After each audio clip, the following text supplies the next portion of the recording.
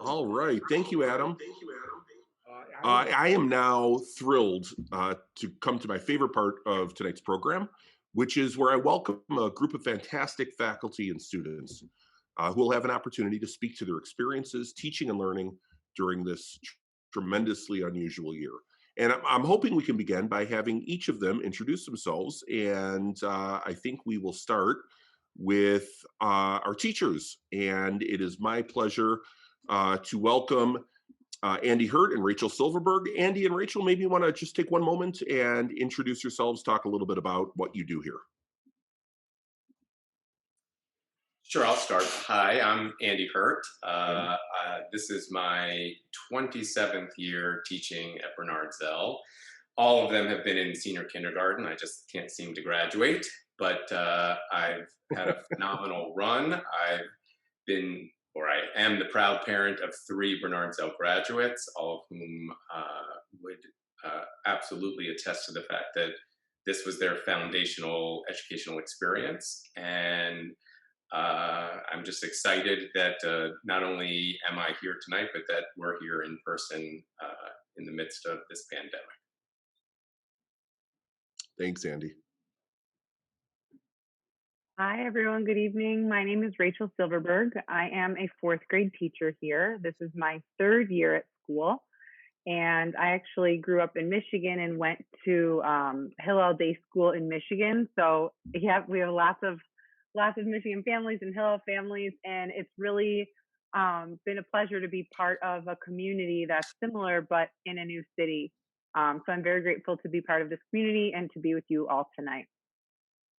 Thanks, Rachel. And now our 2 students, Ian Schwartz and Alexa Nassiter. Hi, I'm Ian Schwartz.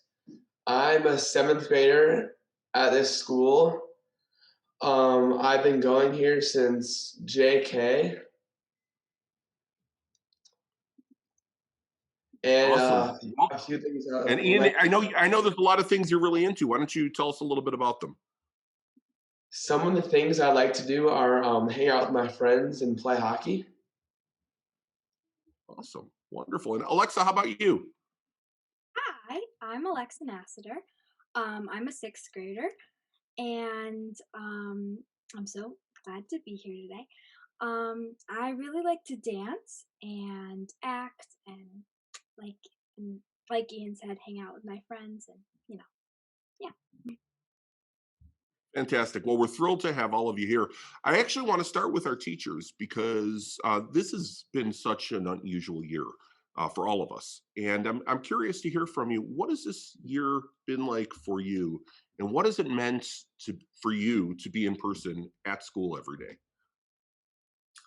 I think for me, the most succinct way I can express it is that in many ways, while it's an unusual year, it's been a really normal sort of year. And the experiences that we've been able to create and have really replicated much, if not all, that we've been able to do in years past. So I really think that for me that yes, there's been obviously hurdles to overcome, and there have been lots of times where I've needed to take a deep breath. But I think we've all sort of embraced the chaos for the most part and really flourished amidst it, and have really enjoyed the opportunity to sort of think on our feet and innovate at times and be able to just be together in person.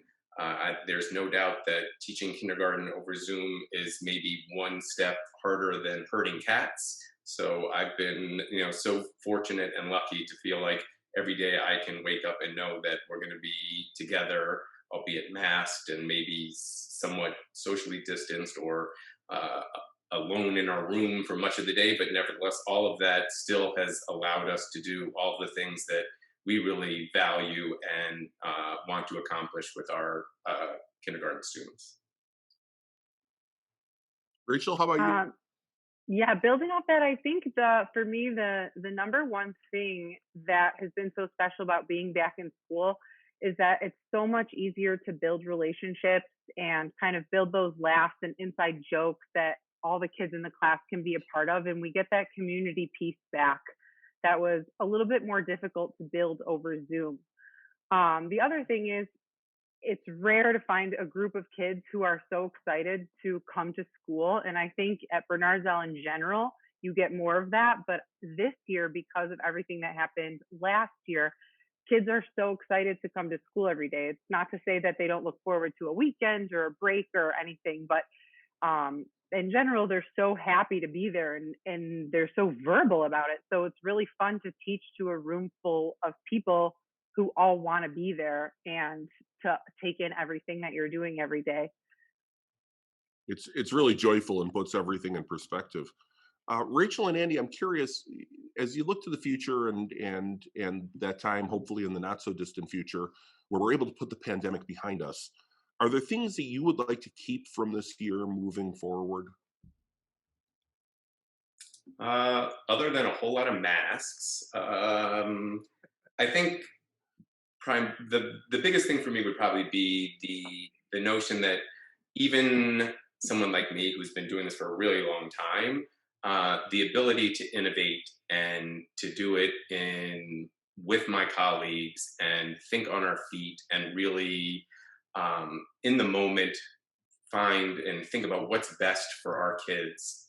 I think for me, that's really what I will take away, is that at times everything feels very, in normal circumstances, as if there's a process and a plan, and we go through these different iterations and we want to test and sort of really think about and evaluate. But in the midst of the pandemic, we didn't really have the opportunity to do that. And I think I really value that experience and that notion that, it's possible to create an amazing educational experience even when you can't do all of those things that are part of a normal process. So for me, I know moving forward, knowing that can happen, even in the worst of circumstances, I know we can apply it in the best of circumstances as well. Awesome. I think, And Rachel, I know you probably have a number of things besides the clear plastic shields that we wear during lunch. yes, I think there are a couple of main qualities that I have seen the kids develop this year that I want to make sure we continue to develop in years to come. And one of those huge things is I think they gained a ton of independence from this past year. And it's been amazing to have fourth graders come in who have gained so much independence and are so willing to take ownership over their own learning and ownership over their actions, and kind of are eager to further their own learning. And it's almost like there's no question that you can really answer, I don't know anymore, because they're so able to use their computer and look up resources and find references and talk about reliable sources. So it's been very cool to see them be able to explore their passions and dive deeper into topics that they really care about. And I think as a whole faculty, we've been really good about opening up that door to kids so that they've been able to do that. And then I think the other big thing that I want to make sure we keep is flexibility, both on the teachers' parts and the kids' parts, because from all their different class experiences last year, they're coming in and I'll give an assignment and say, okay, we're going to each make one slide and together we're going to build this slideshow. And they'll be like, well, can we make it into an iMovie? It's like, yeah, I didn't even think of that. And I don't know how to use that, please. So just me being able to be flexible when tech fails, or if they want to like change the assignment to make it better, yeah, let's all be flexible. And the same for them, they've become much more flexible. So I definitely want to make sure that that's a skill that we continue to foster. It allows them to have a lot more agency over their learning. Let me ask you one more question before we turn to the kids, and it's really a follow-up to that for both of you. One of the things that has just amazed me is the resiliency our kids have. Talk about how you've seen that play out, maybe some specific examples, and how our kids were able to navigate this new normal that was really unimaginable just a few months ago. Again, in kindergarten, one advantage is that maybe there wasn't an old normal, so establishing a new normal was relatively easy. But that being said, there's no doubt that resiliency has always been a quality that we've emphasized and tried to create opportunities to develop in kindergarten. And I think we've seen it sort of blossom this year as the kids have moved into kindergarten and expected to be able to eat in the lunchroom with the older kids, or travel to school and go to the different floors and be in the music room or other places that they didn't get to experience when they were in nursery or JK. And then coming in and starting this year and knowing that those things weren't going to happen, while there was disappointment, there was also sort of this optimistic sense of, well, we get to be a family in our room and experience things like a family. So that means, it's almost like a vacation away. And yes, we don't have all of the things that we normally have at home, but we do have this opportunity to sort of really be together in an intimate and sort of really a way that it's not sort of typical of a class of kindergartners, at least at our school. So I think absolutely seeing the kids sort of embrace that and be excited about it and not at all disappointed about any of the things that maybe their older siblings got to experience in kindergarten, to me, I think is the biggest sort of idea of resiliency that I've seen in SK. Awesome. Rachel, how about you? I think that independence piece played a big role in their resiliency as well. So I feel like this year I'm seeing a lot more of kids asking for the things that they need, whether that's a break from sitting and looking at a screen or at a lesson too long, or just needing a break from their mask or needing a snack at a different time of day. They're very independent in asking for what they need and very appropriately taking the steps to gain that.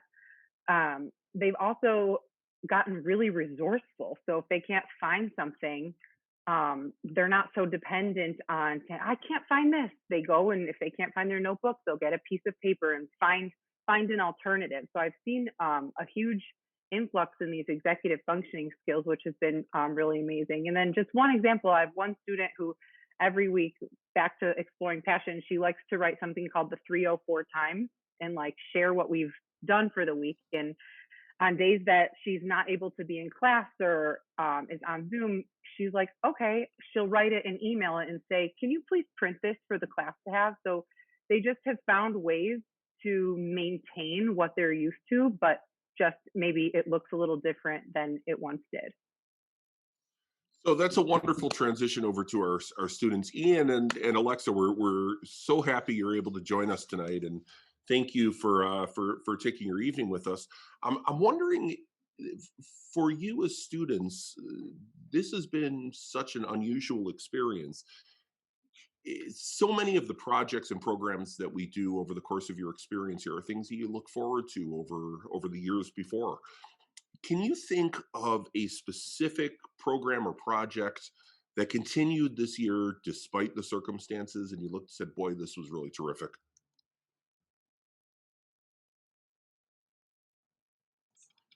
To answer this question, I think that one project that has carried over from the previous years is our memoir unit in reading writing workshop.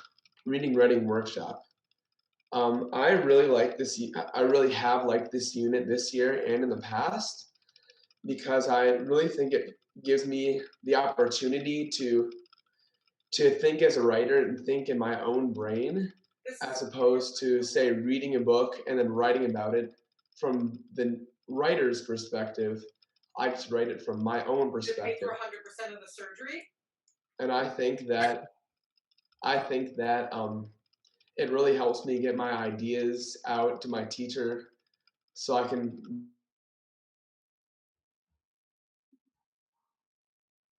Sorry, Ian, we're having a little bit of, oh, there we go, much better. I'm sorry. We caught most of that. Should I just re-say it? Yeah, well, I mean, this is something that you're obviously really passionate about, reading and writing, and I think that's fantastic. So, Alexa, let's turn to you. Are there programs that you look at and say, boy, this is something that has really been great despite all the circumstances? Yeah, for sure. So this year and in the previous years, we've done this project called the Hanukkah Heroes Project. And normally this is just in Jewish studies. But this year our teachers decided to make it in 3 different subjects. So we did this one project in Jewish studies and Hebrew, history, and performing arts, which I thought was amazing. So basically, the project was we all got assigned, we had each advisory, so that's about like 6 or 7 kids, and we all got assigned one Hanukkah hero. And that's basically a person who really has led the Jewish community and just a really like a hero for people. So our advisory was Golda Meyer. If you don't know, she's the first woman prime minister of Israel. And basically, we all had to research our person in history class, and that really helped us build the skills of researching and being able to find good sources. As well, in Hebrew and Jewish studies, we were able to really look at their past and incorporate some like Jewish studies and Hebrew into our songs. And then in performing arts, we were able to create a script and make our own songs for the play. And then we rehearsed them in all 3 classes. And it took a long time, but we were able to create an awesome play and then eventually share it with all the other advisories in 6th grade, which was a super fun experience. So yeah, I really liked it. Can I just before we even move to the next question, can I just point out how awesome the two of you are and how tremendously articulate and thoughtful both of you are. You just amaze me. The second question I really wanted to ask both of you is: have there been times over the year that you've looked and said, "Boy, this is an experience that's different. It's actually been an improvement from the way we do school"? And Alexa, why don't we start with you on this one? Okay, so yes, there's definitely a lot of things that we've had during COVID that I think have improved my experience at school. And one thing specifically would be now that we have 2 recesses.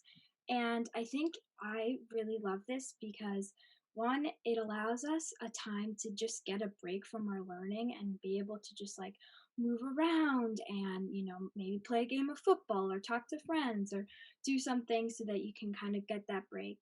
And I've also noticed that like having these 2 recesses allows me to be able to really focus in the next class that I have and allows me to get out all my energy and so I can really stay present and still and have a better experience. So yeah, for sure. Awesome. Ian, how about you? I think one part of this year that has been new that I think I would like to keep is the fact that we did a 7th grade movie instead of a 7th grade play. I really think this is a great thing to keep in the future because it incorporates more students and more time, and it really lets you learn how to use like the green screen and editing and all that kind of stuff. And so I think maybe if you really want to, you can use that in the future. So I think it's a good lesson to learn in 7th grade. It was a really awesome movie, and I understand from my previous conversations with you, Ian, that you share Alexa's feelings about the double recess. We'll call it a referendum on 2 recesses, do, and, yeah. and say that's a universal. Rachel and Andy are nodding too, so fantastic. Well, Alexa and Ian, thank you so much for joining us. Rachel and Andy, thank you for everything you do for our kids and our community.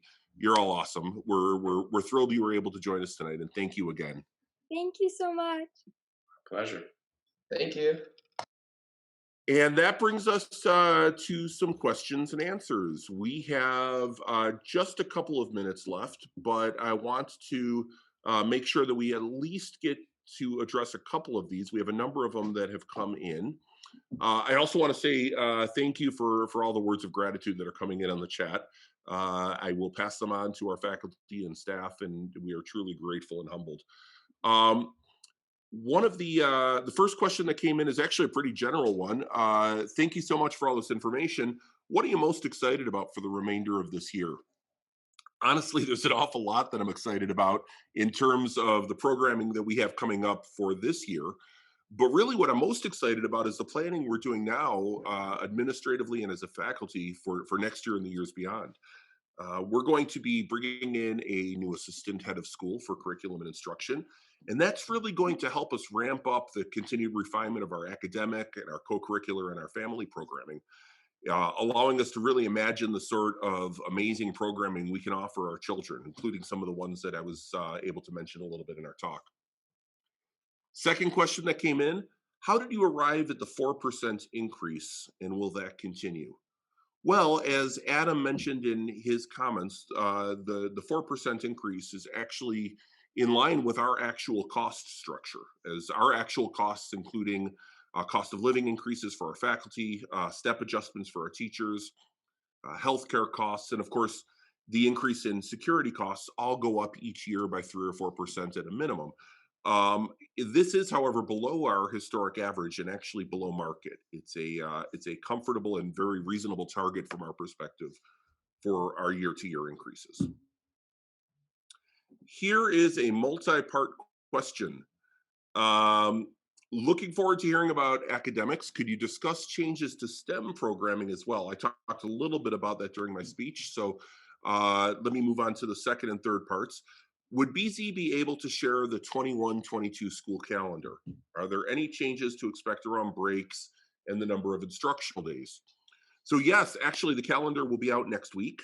We are not anticipating any major changes around the structure of the calendar. The number of instructional days, obviously, being a Jewish school, will sometimes vary because of the Jewish holidays and the like. But due to the instructional, when we look at the actual instructional hours that take place, it's actually considerable higher than almost any school and in a very good place. And the third question on that, some private schools offer tuition insurance through third-party insurers. Is that something BZ could do to help families in cases of unforeseen emergencies and closures? Yeah, we actually did look at this. For a school our size, unfortunately, it would require a 1.2% additional surcharge, somewhere in that region, on tuition. And that seems to be a real challenge during a time when we're trying to be sensitive to tuition cost. If a child is home for school for a reason other than COVID, but doesn't want to miss classes that day, is there a way that he or she can participate via Zoom?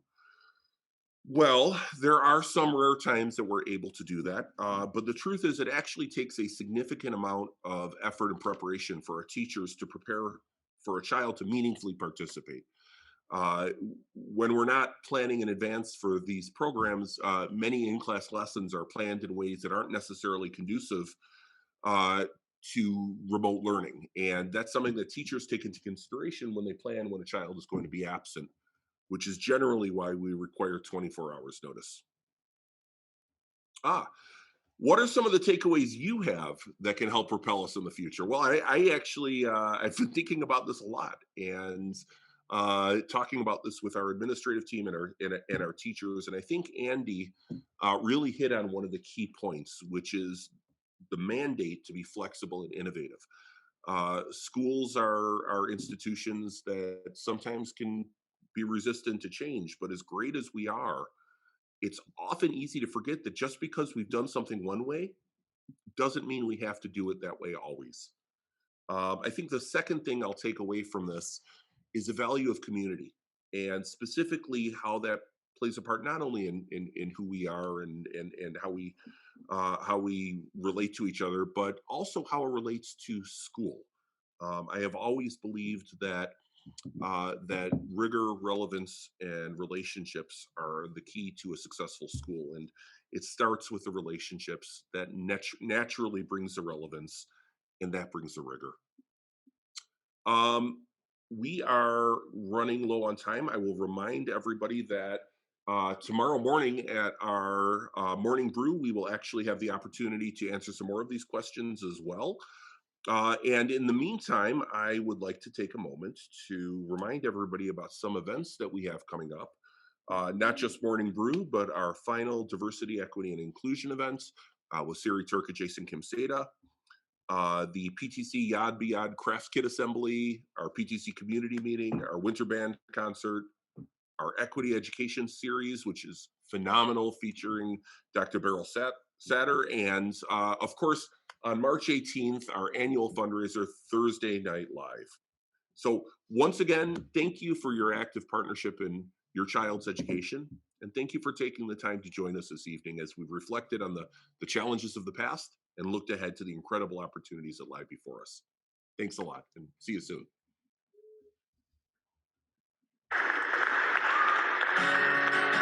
This is the hope. The hope is still real. A land of peace. A time to heal. This is the time. We stand as one. If not now, when? We must be strong. Our hearts turn to the east. This is the hope that holds us together, America. The hope that will last forever. This is the hope that holds us together, America. The hope is still real. Everybody get up, come on.